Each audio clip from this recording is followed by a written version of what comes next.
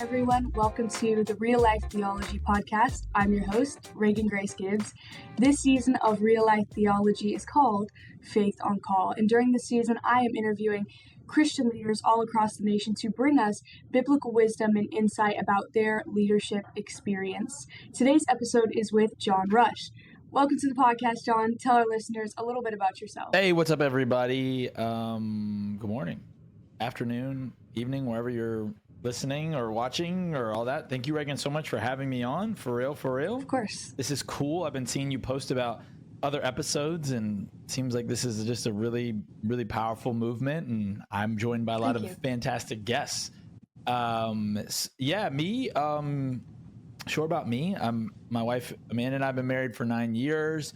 We have three small children. We, as of the time of this recording, live in Charlotte, North Carolina, but are moving to Nashville, Tennessee in March. And for the last 14 years, we've been on staff at local church ministry, really, I guess 15 years as I'm mathing the math.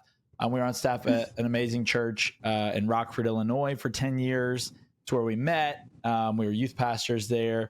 And then the last 5 years, we've been on staff at Elevation Church, but have since felt God call us into a new season, which I imagine we'll talk about today. But that's a little bit about me. So much of my life is my kids, but yeah. Cool. So just for some background, like you said, you spent some time leading students at Elevation at other various churches. Can you share something that you think people who work with students in church right now need to hear? Well, let me give some Apostle Paul and Corinthians energy. Let me beat my 32-year-old chest for a second on being old to some, young to others. But I'd say, Reagan, I feel like the biggest advice I have is stay as long as you can in one place. In that 15-year time, we were only a part of two churches. And the average tenure of youth pastors, pretty much every time the study gets brought up again, is somewhere between like 8 months and 18 months. And I just really believe that if you want to make long-lasting impact, longevity is a key to that. And so I just think, like, stay in the game. Even if you're a volunteer listening to this, stay with your students as long as you can, even through the difficulties. One of the things that's helped me stay where I am for a long time, Reagan, is just reminding myself that the difficulties are actually why I'm there. As a leader, if there wasn't problems, I wouldn't be there. So some of the reasons why people leave places, I think, are the very reasons why God called them to be there. And that's been a mindset that has been invested into us by our mentors and pastors and by the Holy Spirit, that I think has allowed my wife and I to be effective. Yeah, I really like that take, having that perspective of it. And, I work in student ministry at my church, and something we were talking about more recently, just discussing with like some of our small group leaders and stuff like that, was I think a lot of times, like, people feel burnt out quickly from leading a group of students because these students come in with so many issues. But the reality is that a lot of these students have, like, abandonment issues and home issues. So when they come in, like, that longevity, like you talked about, having someone who's committed to them for a long time is really what they need. So I'm glad you touched on that. Absolutely. So obviously, like you said, you kind of moved a little bit out of what your role was. What does your ministry look like now? What is it that you're doing? Yeah. So, over the past few years, and I give so much of the honor and credit to being a part of Elevation Church. Pastor Stephen and Holly have such a releasing anointing, and leaders like Tim Summers, Tori Hammer, Gina McCulley, David Mutenji. I could list so many, that from there that have just allowed me to be in an environment where different elements of my creativity and anointing kind of like came up. And a big part of that is just getting opportunities not only to preach and teach in youth ministries and churches around the country and around the world, but also in the area of content and content creators and Twitch streaming, and whether that's I would just randomly meet like this huge TikTok influencer. I didn't even know them, but then I'm praying for them and then realizing they need pastors too. And so just saw a real need and real opportunity and started to see that the primary mission and vision of Elevation Church and what God was downloading into my life were starting to deviate, not in terms of like, theology as much. And I think that an important thing when you're trying to discern transition is really trying to discern, is there a difference between what God is leading me to do, and is there a difference between where I'm planted is asking me to do? And mind you, this was not a 2-week or 2-month process. Really, it was 3+ years of wrestling and conversations. And again, stay as long as you can where you are. That's where the fruit is. You can't bear fruit if you keep constantly uprooting it. But at the same time, a part of bearing fruit is planting seeds somewhere else. If you only planted seeds in one soil forever, the soil would get tired. You'd be missing a lot of opportunities. And so just last week, I was at the Fortnite Global Championship. So the 100 best Fortnite players in the world were competing there. I was a part of a team that was helping execute some of the content and serving the players and the parents.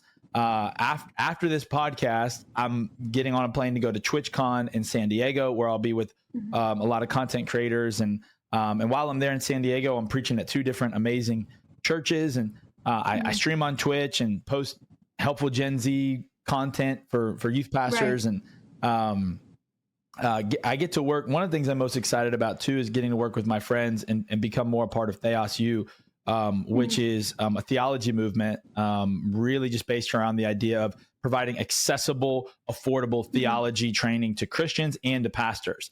And so I was someone that went right into ministry at 18. I didn't go to Bible college. And I don't think you should feel shame if you didn't. But I sense that there's this season in my life where I'm like, man, I want to sharpen my education. And so that's a lot of it. It's fun. It's scary. It's still new. We're only like really 2 months into it, but we're really excited. Yeah, for sure. And I have several students, even my siblings. I don't know anything about video games, truly. But I follow you, and I know you do all kind of cool stuff. I don't know what it is, like the Fortnite skins for Bible characters or something. I don't know what any of that means. But my sister is obsessed with it, and she was reposting your stuff a couple days ago. I was like, he's going to be on my podcast. She was like, you're joking, freaking out. And so dope.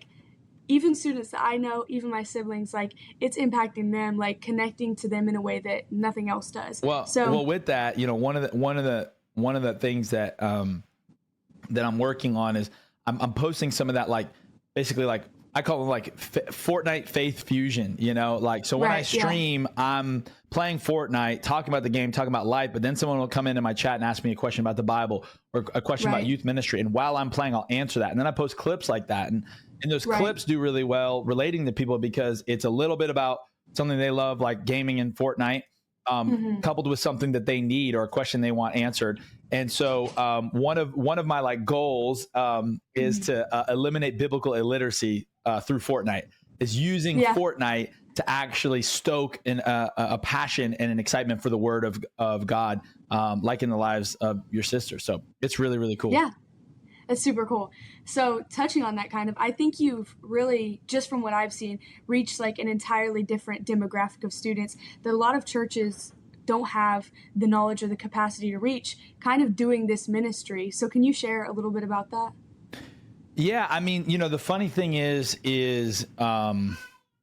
gaming really has been one of the things that I'm known for. Right. And it's gaming is one of those things where it's kind of still a little bit got a stigma. There's still a little bit of oh, you're a gamer, oh, you're a crypto person. You know what I mean?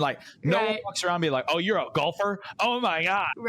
Just cause it's new, it's it's a newer kind of novel thing, kind of like anime. And, but when you zoom out, you realize, high percentages of the world are consuming gaming. Upwards of 73% of Gen Z plays a video game every single day.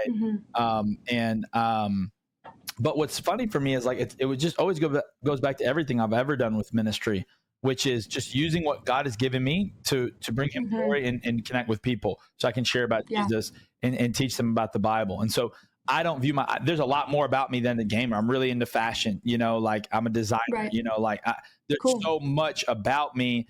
Gaming is just, even while I was packing for TwitchCon, this is just my world. I know that because a certain shoes I'm wearing, they will start conversations with people that I can use to connect them to a church, connect them to Jesus, start a conversation, same with social media. I got to share Jesus with a YouTuber at the Fortnite Globals that's got almost 2 million subscribers on YouTube.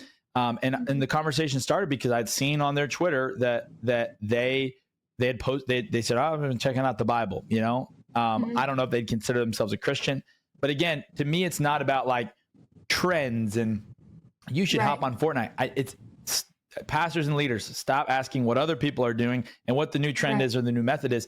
Ask yourself, what does God passion you with? What does he burden you with? What has he gifted you with? And how can there be an outflow of that to reach people and serve the people that you already have? And then when you do that, you'll start to notice that there's other people like that. And then you start this little conglomeration, this movement. And I would also say that if there is something you feel like social media or gaming or fashion or whatever, you might not be gifted at it, but you have someone in your church, you have someone in your youth ministry that is. So empower them. Don't feel like you're just limited to what God has graced you. Our job as pastors is to equip the saints to do ministry, like it says in Ephesians 4. And I think the more we do that, the more effective we'll be. Yeah, for sure. I love that. So my next question is, and this can be, kind of speaking to anyone listening who does student ministry or anyone listening who is a student, just your thoughts as someone who has worked with this age group for an extended period of time. What are some of the main challenges that you think that students today are facing, and how can people and the church minister to them best? Man, what are some of the main challenges? I mean, for sure, the top level, top soil, very real issues that we're all kind of aware of: anxiety, pornography, sexual confusion, all that stuff. But I mean, that's the problems we're aware of. And I think that one of the biggest problems in our culture is we are aware of everything, but active on nothing. We are aware of all these problems, and instead of going, but what am I a part of? And a lot of times we think that, awareness equals action. And it's like, there's been protests in the world that have accomplished civil change, but a lot of the ones that are happening aren't, and a lot of people think that they want to post, they want to protest, they want to complain, they want to get loud and that like that does something. And just because you have awareness or you create awareness doesn't mean you're solving a problem. And so I think that if I had to just say, like, the greatest challenge that students are facing today is lack of consistency with adults. I think adults need to get their crap together and mentor these kids and parent these kids. I think we've got generations of pastors and parents and teachers and educators who aren't handling their stuff. And so they have nothing to give to the generation, or they're writing teenagers off because they're difficult. If I hear another person say, "Oh, I'm just not called to reach middle schoolers," where does it say that in the Bible? Like, where is it called to, like, we're called to reach all people, be all things to all people. And this generation needs us. And we've got parents that are giving them tablets when they should be giving them the truth. We got parents that are checking out when they should be showing up. And I'm not saying it's easy. Nothing at all worth doing is easy. And these are entire generations of kids. And I've realized this having my own kids now is they get the best, when I'm doing it right, they get my best discipleship efforts and fruits. And so I think that adults need to take more seriously their calling to raise up this next generation, invest in them. Even if you're a young adult and you're like, "Oh, I don't know anything." You might not know something, but your presence matters. And guess what? What you lack in knowledge, the Holy Spirit might fill in the gaps. And what you lack in knowledge might actually stir you to go learn something, kid. Like, go learn something so you can pass it down. So I think the greatest challenge students are facing today is apathy amongst adults. Oh, screen time. Oh, depression, anxiety. What are you doing about it? Don't just complain about video games. Go volunteer somewhere. Serve at a church. Get into a boys and girls club. Go be a part of be a volunteer coach. Get into people's lives.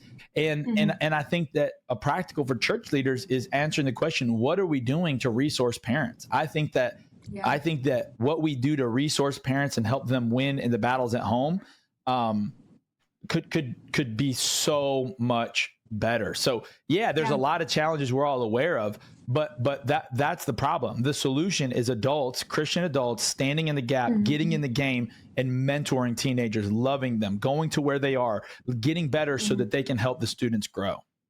Right. For sure.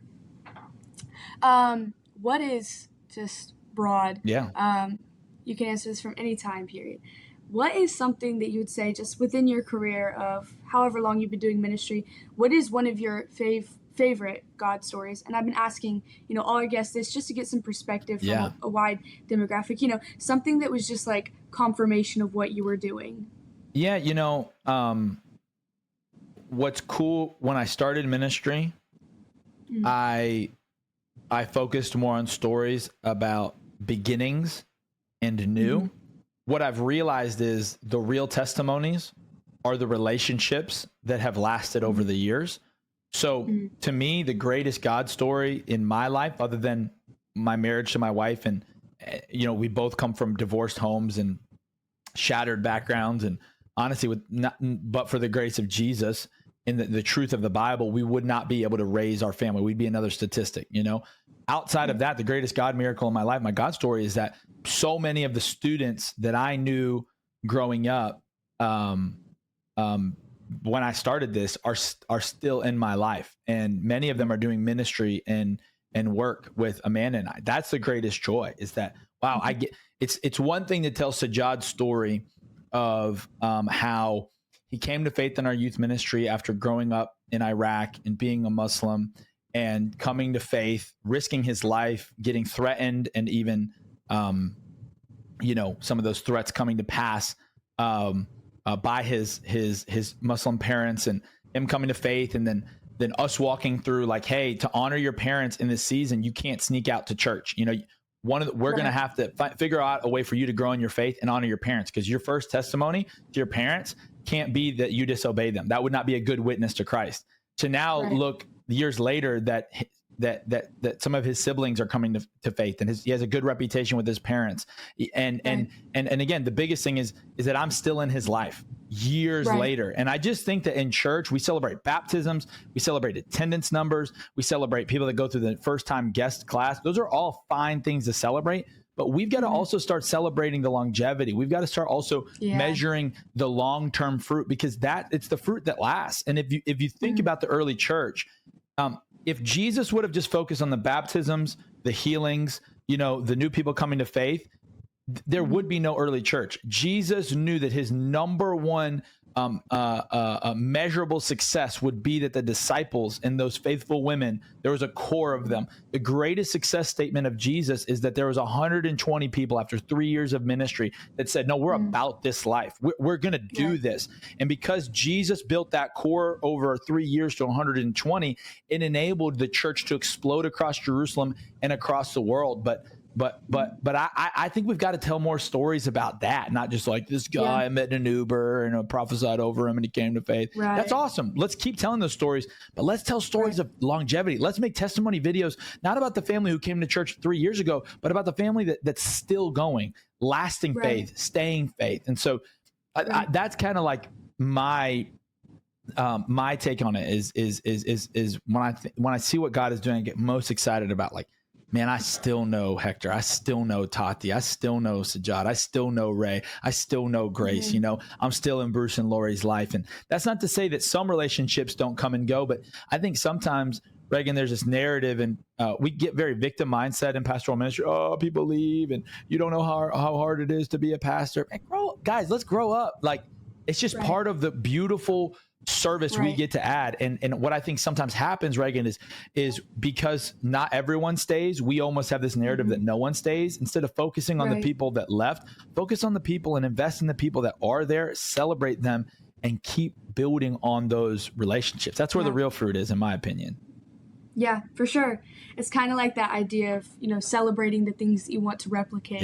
Not just making it a thing where people come in, they get what they need to get, and then they leave, but come in and stick with it for a long period of time. Heck yeah. So yeah, I like that. It's really good. Is there anything else that you feel led or like you want to share with any of the listeners today? Yeah. How are we doing on time? How long do these things normally go? however long we go. Dang. I don't want to go long just to go long, but I don't want to go short. I'm long-winded, you know? I Yeah, mean, yeah. I mean, I think that one of the things that I see in the church is that to encourage youth pastors is that I think a lot of what will lead to successful churches on Sunday in the future will be churches that replicate a lot of how youth ministries are designed now, which is highly relational. And I'm excited to see some of what has always been prioritized in youth ministry become the norm in church. You know, it's like if you heard of a youth pastor that isn't hanging out with students, you're like, what the crap is wrong with you? But if you hear of a senior pastor that never hangs out with people from their church, we're like, well, that's because he's busy.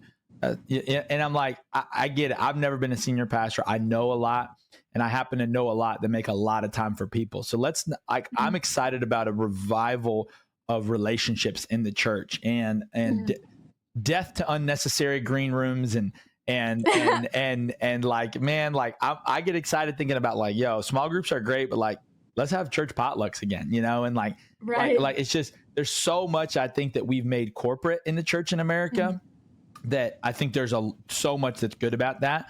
But I also look forward to just like church being down home. You know, I see all the time people leave these big ministries and they just end up going to a small neighborhood church because that's what they want. And I think that churches don't need to get smaller to feel more like family. I think there's just some shifts in priorities and presence and stuff like that. So those are some of the things that I really get excited about. Yeah, for sure. For sure. Cool. Well, thank you for all the wisdom that you shared and just everything that you shared today. Super helpful. I know, especially for me, but I'm sure that anyone listening will have a lot to take away from it. How can anyone who's listening connect with you on any other platforms? Yeah, so my main platform that you can connect with me on is my Instagram, Jon W. Rush, JON W. Rush. And then I stream on Twitch on just twitch.tv/Jon Rush. And, you know, in the coming months and years, we'll roll out some TikTok stuff and some YouTube stuff. But for now, that's where you can find me. That's where you can support me.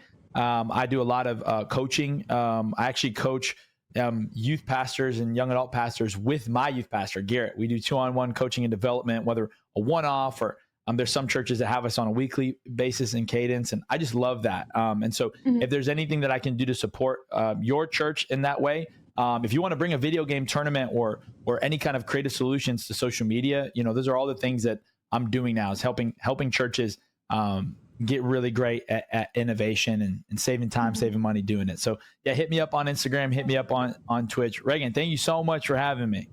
Thank you. And for everyone listening, thank you guys, as always, for tuning in. Remember to follow Real Life Theology for any future episodes and connect with me on all platforms at The Reagan Grace. And until next time, you guys be blessed.